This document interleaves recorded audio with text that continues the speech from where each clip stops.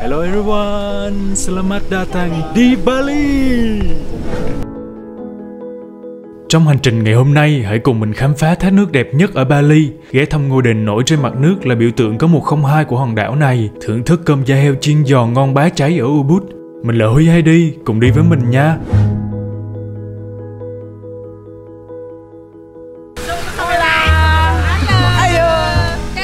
Chào buổi sáng mọi người. Bây giờ là 5 giờ 30 tại Bali. Mình vừa mới ngủ dậy và đây là căn phòng của mình. Mình muốn cho mọi người xem buổi sáng sớm ở Bali. Nó rất là đẹp luôn. Để mình mở cửa mình đi ra ngoài cho mọi người xem ha. Thật sự thì cái khách sạn của mình á, nó ngoài sức mong đợi của mình luôn mọi người ơi. Lần đầu khi mà mình đặt khách sạn này á, thì mình cứ nghĩ là nó chỉ là một cái khách sạn nhỏ thôi. Nhưng mà khi đến đây rồi mình thấy, trời ơi, khung cảnh xung quanh rất là đẹp luôn. Cameraman của mình cũng thức dậy rồi nè. Good morning. Ngon không? Ngon không? Ngủ quá ngon luôn, ngon hơn Việt Nam luôn á. Thầy qua đây mày khen Bali nữa hả? Chơi Việt Nam hả? Không mà xính ngoại mà bữa giờ ngủ không ngon bằng giấc này. Đúng rồi, bữa nay cũng ngon thôi, cho bữa nay mình đi bộ nhiều á. Tính ra giờ Việt Nam là 8 giờ là ngủ rồi. 8 giờ cũng mất giấc rồi. Mọi người có thể thấy đây là những chiếc xe của gia đình ở đây ha. Thì vào một buổi sáng sớm á, thì người ta sẽ để những cái lạng hoa nhỏ như vậy nè. Đó, nhìn xinh không mọi người? Xe nào cũng có nè. Và họ để trên xe nữa. Thì cái việc để trên xe như vậy á, cũng là để dâng những cái vật dụng này lên cho thần linh ha. Để cho thần linh giữ gìn những cái xe cộ của họ. Ui da, ôi nó dữ. Mọc quạo dữ vậy. Ăn sáng gì chứ người đẹp. Oh wow. And Bali coffee. Yes. Thank you. Oh, first time trying Bali coffee. Lần đầu tiên mình được thử uống cà phê Bali mọi người ơi.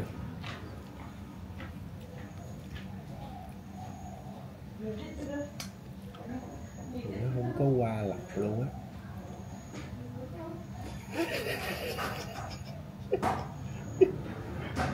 Sao trong này có cặn cà phê như vậy ta? Ta không lọc luôn á. Không có lọc cái cặn luôn á mọi người ơi. Còn nguyên cặn. Còn nguyên cặn luôn. Buổi sáng ngày hôm nay tụi mình có một ly cà phê Bali. Cà phê Bali không bỏ cặn, uống luôn cả cái cặn. Bánh rán mật ong và trứng ốp la. Cùng một dĩa trái cây nhiệt đới có dưa hấu, đu đủ, chuối và thơm. Mời mọi người ăn sáng với tụi mình nha.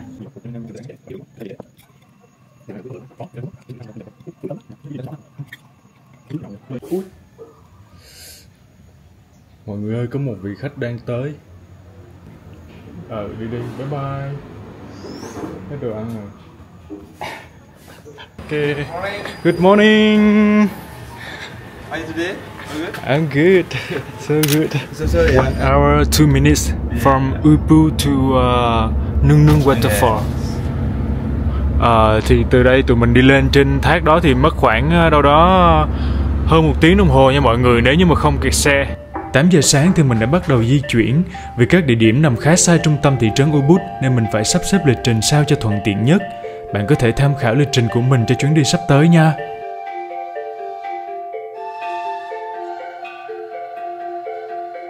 Mọi người khuyên mình đến đây vào buổi sáng bởi vì rất là ít người, mà đúng thiệt là hiện tại ở đây rất là ít khách du lịch ha. Mình hy vọng là xuống dưới thác không có ai luôn để cho mình có thể quay phim chụp hình thiệt là đã. Đây có cái tiệm cà phê nè. Nằm cách Ubud khoảng 45 cây số về phía bắc, Nung Nung không quá đông khách du lịch như những thác nước nổi tiếng khác, nhưng để đến được đây, mình phải đi bộ qua hơn 500 bậc thang xuyên rừng rậm.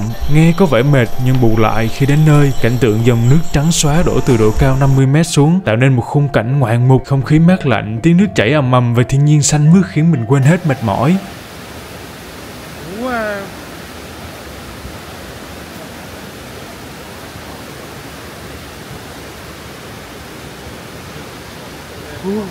Tới Bali là phải tới mấy chỗ này nè mọi người, rất là đẹp luôn á. Wow. Thấy sao?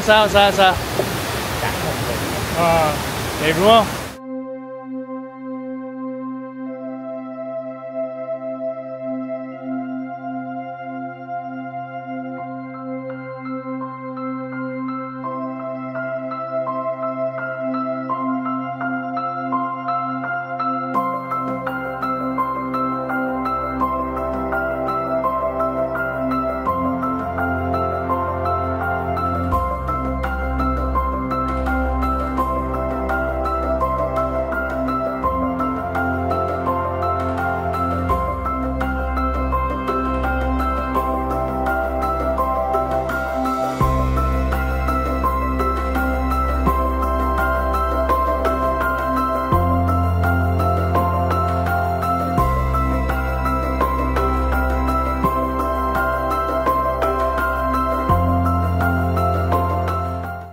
Mình đã dành khoảng 2 tiếng đồng hồ ở đây để chụp hình cũng như là quay phim. Và nếu như mà bạn nào đến đây thì có thể mang theo đồ để có thể tắm và sử dụng nhà vệ sinh ở đây nha mọi người. Hồi nãy thì mình có qua cho mọi người xem cái nhà vệ sinh ở bên đó thì họ có chỗ thay đồ cũng như là tắm nước ngọt lại luôn. Càng ngày càng đông người đến nè. Mà mình nghĩ là thời gian tốt nhất để đến đây là khoảng 8 giờ hả? 8 giờ sáng đến đây thì sẽ ít người hơn bây giờ. Hiện tại bây giờ là trưa rồi, 11 giờ rồi, sẽ có đông người đến đây hơn mọi người.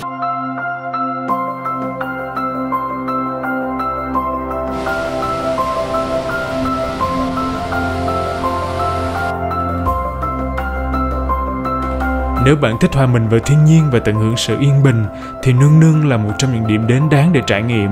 Chỉ có một lưu ý là nên mang giày thoải mái và cẩn thận khi di chuyển vì đường xuống khá trơn. Đối với mình đây chắc chắn là một trong những thác nước đẹp nhất ở Bali. Wow quá mọi người ơi. Đó là những gì mọi người thấy rất là đẹp ha. Nhưng đây là những gì mình thấy rất là mệt. Trời ơi nó cao, rất như leo núi.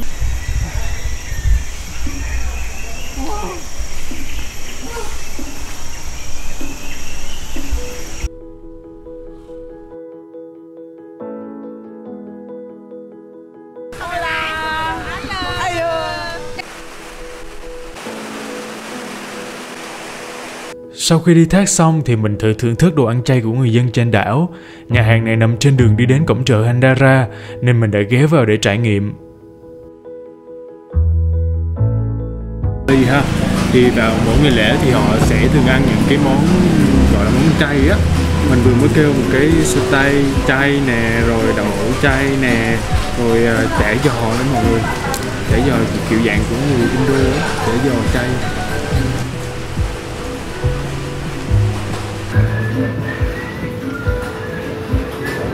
Ngon nha, ngon. Này đúng không? Một trong những địa điểm check-in nổi tiếng nhất trên đảo đó chính là cổng trời Handara. Khác với những cổng trời linh thiêng như Bura, Lembuyang, cổng trời Handara thực ra không phải là cổng vào một ngôi đền mà là lối đi vào một khu nghỉ dưỡng và sân golf cao cấp ở vùng núi Bedugu. Cánh cổng này được xây dựng theo kiến trúc truyền thống Bali, mang nét cổ kính với các họa tiết chạm khắc tinh xảo. Hồi nãy mình mua vé thì có sẵn cái số ở đây luôn nha mọi người. Số của mình là số 78. Thì chừng nào mà tới số của mình thì mình mới được ra ngoài kia chụp ảnh nha. Thì hiện tại thì bây giờ đang tới số...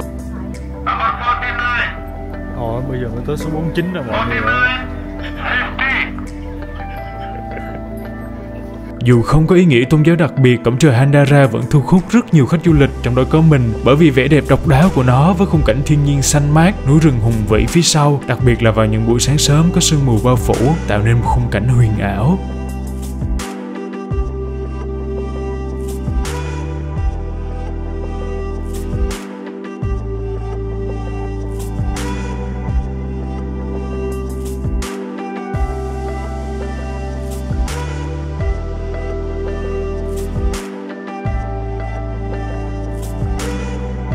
Sau khi đợi khoảng 2 tiếng đồng hồ thì mình đã được chụp hình và quay phim ở đây mọi người ơi. Mất rất là nhiều thời gian luôn. Nếu như mọi người đến đây chắc chắn là mọi người sẽ phải dành thời gian thật là nhiều. Và đặc biệt là những địa điểm mà nổi tiếng ở Bali á, thì mình phải sắp xếp vào buổi sáng nha. Nếu như mà trong hành trình của các bạn có địa điểm nào để đi du lịch mà trong đó có những điểm nổi tiếng á, thì nên đi vào buổi sáng, bởi vì buổi chiều có rất là nhiều khách du lịch đến đây. Mình thực sự là không biết là ở đây lại tốn nhiều thời gian như vậy, cho nên mình đã mất cả một buổi chiều luôn mọi người. Hiện tại thì cũng có rất là nhiều người đang ngồi ở đây đợi. Tiếp tục hành trình, mình đến với Uluwatu Danau Beratan, một trong những ngôi đền đẹp và mang tính biểu tượng nhất của Bali. Nằm trên mặt hồ Beratan ở vùng núi Pedugu, ngôi đền này nổi bật với kiến trúc truyền thống Bali và khung cảnh thiên nhiên tuyệt đẹp. Uluwatu Danau Beratan được xây dựng vào thế kỷ thứ 17 để thờ nữ thần Dewi Danu, vị thần cai quản nước và nông nghiệp. Do nằm ngay bên hồ Beratan, đền có vai trò quan trọng đối với những người nông dân trong khu vực này, vì họ tin rằng nơi đây giúp mang lại nguồn nước dồi dào trong mùa màng bội thu. Điểm đặc biệt của ngôi đền là khi mực nước hồ dâng cao, đền trông như đang trôi lơ lửng trên mặt nước, tạo nên một khung cảnh vô cùng huyền ảo. Đây cũng là lý do mà Uluwatu Danau Beratan thường được gọi là ngôi đền nổi trên hồ.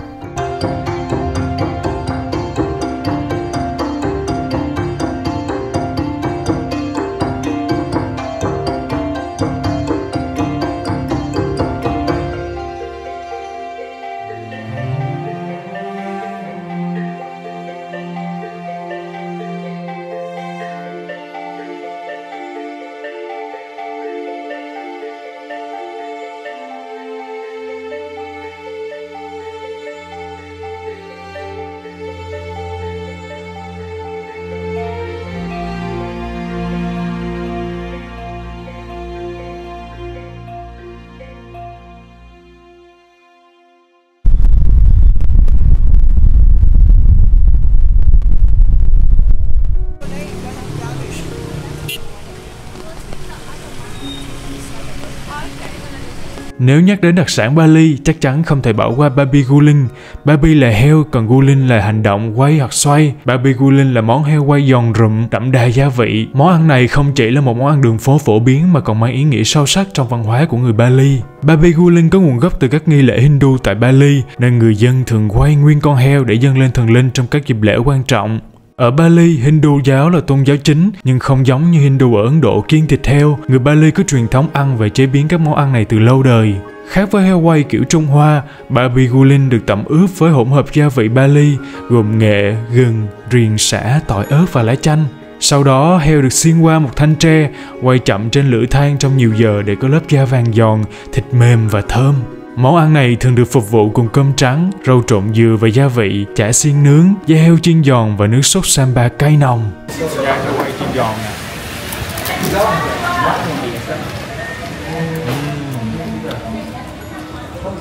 Ngon nha. Quên mất mình sẽ bỏ một chút ớt vô nữa. Bởi vì cái này phải bỏ ớt vô mới ngon. Xong rồi mình sẽ trộn lên.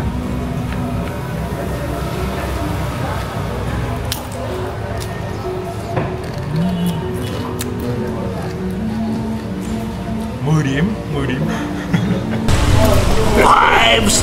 Cảm ơn bạn đã theo dõi hành trình này của mình nha.